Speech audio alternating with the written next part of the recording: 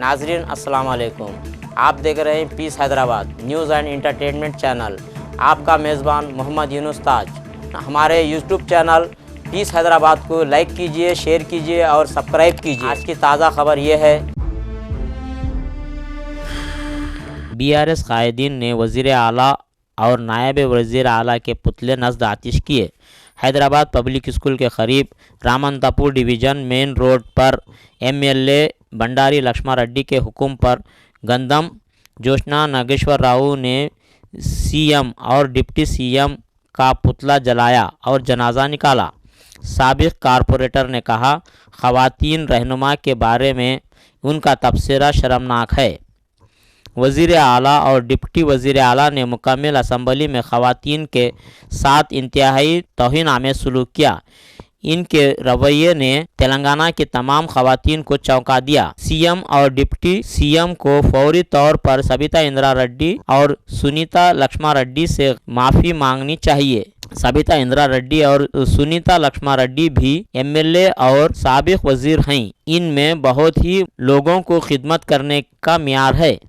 इस ख़वातीन लीडर के बारे में इतना हल्का बोलना शर्म की बात है।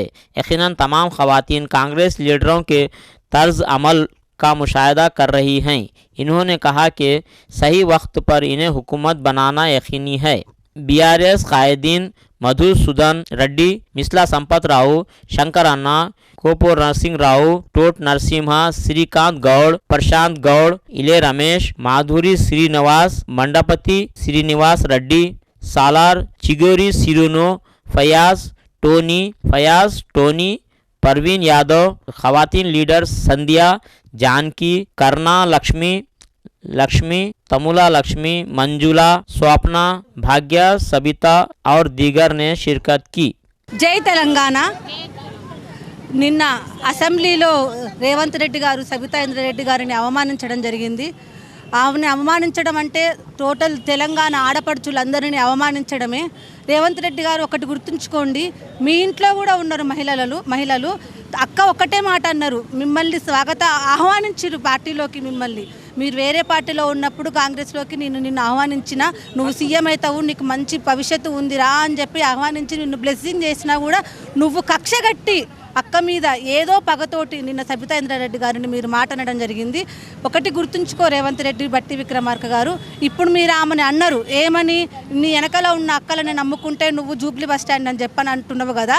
ఇప్పుడు నువ్వు మహిళలను అవమానించినందుకు, ఇంతమంది తెలంగాణ మహిళలను అవమానించడం జరిగింది కాబట్టి నీకు కూడా వీళ్ళందరి శాపనార్థాలతోటి నువ్వు కూడా రేపు జూబ్లీ బస్ స్టాండ్లోకి వెళ్తావు. ఇదే మా శాపం అనుకో. మేమందరం మిమ్మల్ని ఆడపిల్లల శాపనం ఇది నీకు.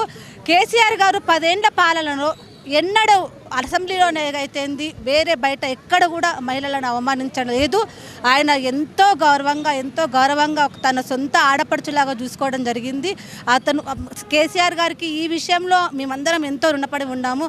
ఎందుకంటే ప్రతి ఒక్క పండగ వచ్చినా కూడా ఆడపిల్లలు మంచిగా ఉండాలి, సంతోషంగా ఉండాలి అని చెప్పని వారు వాళ్ళ సొంత ఆడపడుచులాగా చూసుకున్నారు.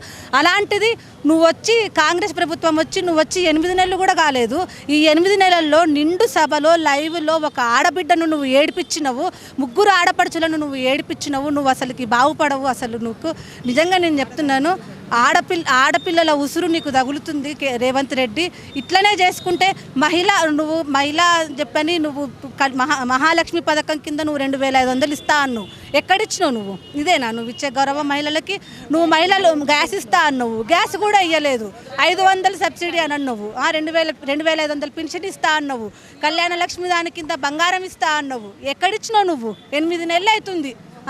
ఇప్పుడు వచ్చి ఎక్కడిచ్చినావు నువ్వు? దొంగ మాటలు మాట్లాడుకుంటూ నువ్వు మహిళలను కించపరుస్తున్నావు, మహిళలను అగౌరవపరుస్తున్నావు. నువ్వు అసలుకి ఫ్రీ బస్సు పెట్టినావు. ఫ్రీ బస్ అని పెట్టి ప్రతి ఒక్కళ్ళను తీసుకొని వచ్చినావు బయటికి. మహిళల ఓట్లు నీకు పడకుంటే నువ్వు ఎక్కడ ఉండేటోడివి? ఇప్పుడు మహిళల ఓట్లతోటి కూడా గెలిచినావు కదా నువ్వు. నెక్స్ట్ టైం ఇట్లనే నువ్వు చేస్తే, ఇట్లనే అవమానపరిస్తే నీకు ఆడపడుచులు ఎవరు నీకు ఓటు కూడా అయ్యారు. అసలుకి ఎక్కడికి పోతావు? ఏం కూడా ఏం అసలుకి చాలు. ఇప్పటికే తప్పైందిరా నాయన, వాళ్ళకి ఓటేసి కాంగ్రెస్ ప్రభుత్వంని తీసుకొచ్చి తప్పైందిరా అని చెప్పి ప్రతి ఒక్క ఆడపడుచు చెంపలు కొట్టుకుంటున్నారు. నువ్వు ఒక్కటే చెప్తున్నాము, మా ఆడపడుచులందరి తరపున మేము ఒక్కటే చెప్తున్నాము, నువ్వు నిండు సభలో ఎట్లయితే మా సబితక్కని మిగతా ఆడపడుచులని టీఆర్ఎస్ పార్టీ ఆడపడుచులని ఎట్లయితే అవమానించినవో అదే సభలో వాళ్ళకి నువ్వు క్షమాపణ చెప్పాలి. క్షమాపణ చెప్పేదాకా భర్తకు కూడా ఉన్నది, మీకు కూడా ఉన్నారు, మీ ఇంట్లో కూడా ఆడపడుచులు ఉండవు. ఇట్లాంటివి వద్దనుకున్నాం, అందుకే కదా ఆయన బాధలు, అందుకే నిన్ను బ్లెస్సింగ్ నువ్వు పార్టీలోకి వచ్చే ముందల సవితక్క గారు చెప్పిరు, నిన్ను బ్లెస్ చేసి పంపించిరు, నీకు మంచి భవిష్యత్తు ఉంటుంది, నువ్వు సీఎం అవుతావు అని చెప్పని. అట్లాంటి ఆడపడుచును నువ్వు, నీ అక్క లాంటిది నిన్న ఏడ్చింది అక్క. ఇంతవరకు అసెంబ్లీలో ఏ ఆడపడుచు ఎప్పుడు ఏడవని కూడా ఏడవలేదు, నిన్న నువ్వు సవితక్కని ఏడిపించినావు. కాబట్టి నువ్వు క్షమాపణ చెప్పాలి. చెప్పేంత వరకు మేము ఇట్లనే ధర్నాలు చేస్తూనే ఉంటాము. మా తెలంగాణ మహిళల ఆడపడుచులందరి తరపున మేము ఆగము. జై తెలంగాణ, జై తెలంగాణ, జై తెలంగాణ. తెలంగాణ రాష్ట్రంలో ముఖ్యమంత్రి కేసీఆర్ గారు ఉన్నప్పుడు మహిళల ఆత్మగౌరవం పెంచిండు. కానీ ఈ కాంగ్రెస్ పాలనలో 7 నెలల్లో ఈ నయవంచన పాలన వచ్చి మహిళల ఆత్మగౌరవం కించవరుస్తుంది. నిండు సభలో అసెంబ్లీ జరుగుతున్నప్పుడు ఒక చెత్త ముఖ్యమంత్రి, తెలంగాణ రాష్ట్ర ముఖ్యమంత్రి అని చెప్పుకుంటున్న రేవంత్ రెడ్డి, అలాగే బట్టి విక్రమార్క ఒక 5 సార్లు ఎమ్మెల్యేగా గెలిచిన, ఒక 3 సార్లు మంత్రి చేసిన సబితా ఇంద్రారెడ్డిని పట్టుకొని ఇవాళ అవమానించారు. ఇలా భారతదేశంలో తెలంగాణ సాంప్రదాయంలో ఒక అక్కని కానీ ఒక అమ్మని కానీ దేవతలాగా పూజించుకునే సాంప్రదాయం అన్నది. అట్లాంటిది ఒక అక్కని పట్టుకొని నువ్వు నమ్మితే జూబ్లీ బస్ స్టాండ్లో బతుకుతావు అని చెప్పేసి ఇవాళ నువ్వు అవమానిస్తావు రేవంత్ రెడ్డి. నీకు ఎంత ధైర్యం ఒక మహిళను అవమానించడానికి? ఇవాళ తెలంగాణ రాష్ట్రంలో ఉన్న ప్రతి ఒక్క మహిళను కూడా నువ్వు అవమానపరిచినట్టే, తెలంగాణ మహిళ ఆత్మగౌరవాన్ని నువ్వు కింద పరిచినట్టే. సిగ్గు లేకుండా బట్టి విక్రమార్క ఇది తప్పు అని చెప్పాల్సింది పోయి బట్టి విక్రమార్కనే కాదు కాంగ్రెస్ నాయకులు అందరూ కలిసి కూడా ఇవాళ మహిళలను అవమానపరిచారు. ఇవాళ 6 గ్యారంటీలు 420 హామీలు మీరు నెరవేర్చలేక టీఆర్ఎస్ ఎమ్మెల్యేలు ప్రశ్నిస్తున్నారు అని చెప్పేసి అది తప్పుతో పట్టేయడానికి ఇది ఒక చెత్త ట్రిక్ ప్లే చేసినామని కూడా మాకు తెలుసు. కానీ ఏదైతే సభలో మహిళలను అవమానపరిచినవో అదే సభలో బట్టి విక్రమార్క గారు కానీ ముఖ్యమంత్రి చీఫ్ మినిస్టర్ ముఖ్యమంత్రి నువ్వు కానీ క్షమాపణ చెప్పకపోతే నీ అసెంబ్లీ ముట్టడిస్తాము. బీఆర్ఎస్వి విద్యార్థి తరపున, విద్యార్థి వర్గం తరపున నీ మంత్రులు కానీ, నీ బట్టి విక్రమార్క కార్యాలయం కానీ, ముఖ్యమంత్రి కార్యాలయం కూడా ముట్టడిస్తామని కూడా తెలియజేస్తున్నాము. శబర్ని నా పేరు. అయితే ఏంది రేవంత్ రెడ్డి, నాకు 2 పిల్లలు కొడుకో బిడ్డ గవర్నమెంట్ స్కూల్లో చదివించుకుంటున్నాం. ఒక్కదానికి కిరాయి కట్టుకొని 2005 లేవు, ఇందిరామ్మ పథకం లేదు. మేము ఎట్లా బతకాలి? ఇవాళ రేపటి ఆడపిల్లలు బయటకు వస్తే ఇంట్లోకి చాలా మాకు ప్రాబ్లం ఉంది. మాకు రెస్పాన్స్ ఎవరు? నేను 10th అయినా బ్యాగ్ పట్టుకొని తిరుగుతున్నా, నాకేం లేదు, నాకు ఆశ లేదు, పాసి లేదు, ఏం లేదు, కిరాయి కట్టుకొని బతున్నా. నా బాధ ఎవరు చెప్పుకోవాలి? గృహలక్ష్మి ఎక్కడ పోయింది? ఇందిరమ్మ పథకం ఎక్కడ పోయింది? ఏం లేదు, నేను ఎట్లా బతకాలి చెప్పండి?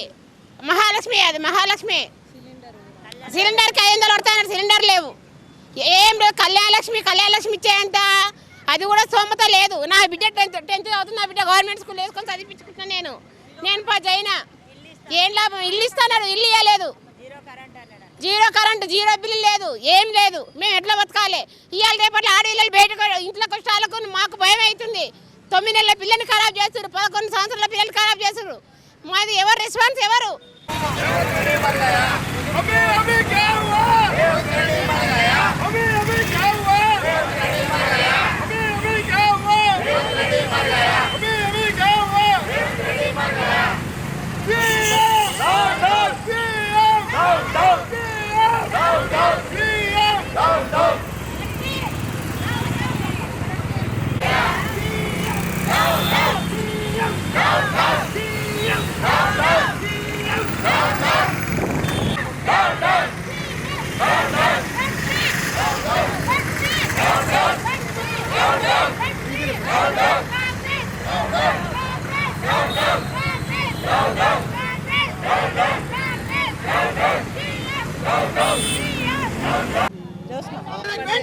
క్షమాపణ చెప్పాలి, క్షమాపణ చెప్పాలి, క్షమాపణ చెప్పాలి, క్షమాపణ చెప్పాలి. డౌన్ డౌన్ డౌన్ డౌన్ క్షమాపణ చెప్పాలి, క్షమాపణ చెప్పాలి, క్షమాపణ చెప్పాలి, క్షమాపణ చెప్పాలి, క్షమాపణ చెప్పాలి.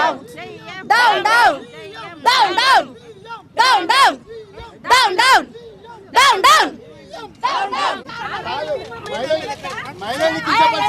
Hey!